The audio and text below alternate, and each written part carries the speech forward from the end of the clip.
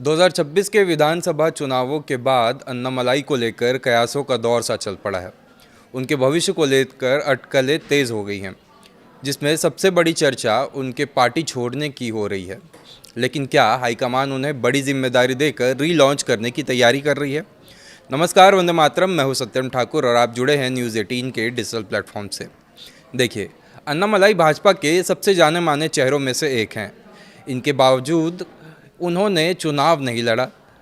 कक्षा 9वीं के छात्रों के लिए त्रिभाषा नीति को आगे बढ़ाने के केंद्र के फैसले की उनकी हालिया आलोचना ने भी राजनीतिक बहस छेड़ दी और पार्टी नेतृत्व के साथ उनके संबंधों को लेकर नई अफवाहें पैदा कर दी।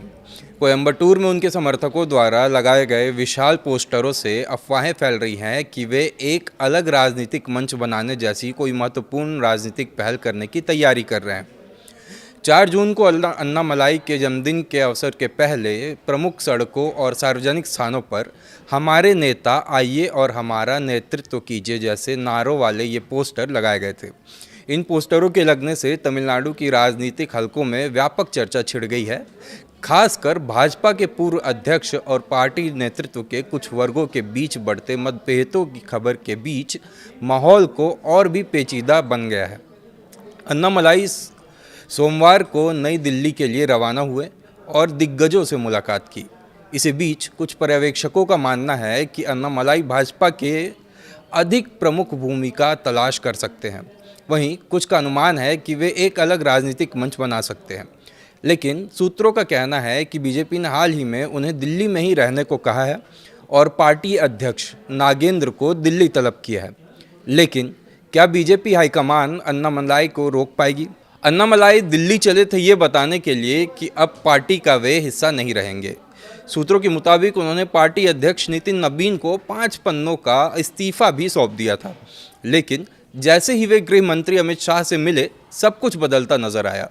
सूत्रों की माने तो बीजेपी आलाकमान ने अन्नामलाई को कोई बड़ा फैसला लेने से रोक दिया है। इतना ही नहीं, पार्टी तमिलनाडु प्रदेश अध्यक्ष नैनार नागेंद्रन को तुरंत दिल्ली बुलाया है। रिपोर्ट्स के मुताबिक नागेंद्रन राष्ट्रीय अध्यक्ष नितिन नबीन और गृह मंत्री अमित शाह से मुलाकात करने वाले हैं।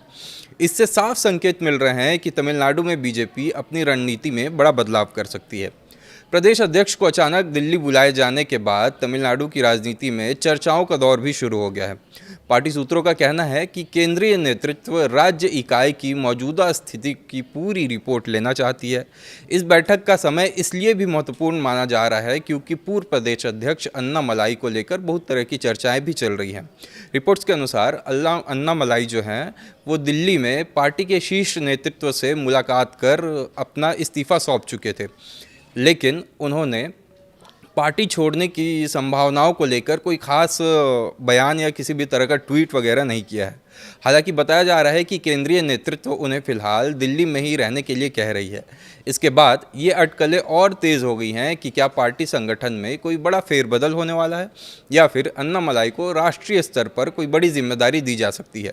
सूत्रों का कहना है कि एक तरफ प्रदेश अध्यक्ष को दिल्ली तलब किया जाना और दूसरी तरफ पूर्व अध्यक्ष अन्नामलाई का दिल्ली में रोका जाना, इससे साफ संकेत मिलते हैं कि नितिन नबीन और अमित शाह तमिलनाडु में पार्टी की रणनीति की कमान सीधे अपने हाथों में ले रहे हैं।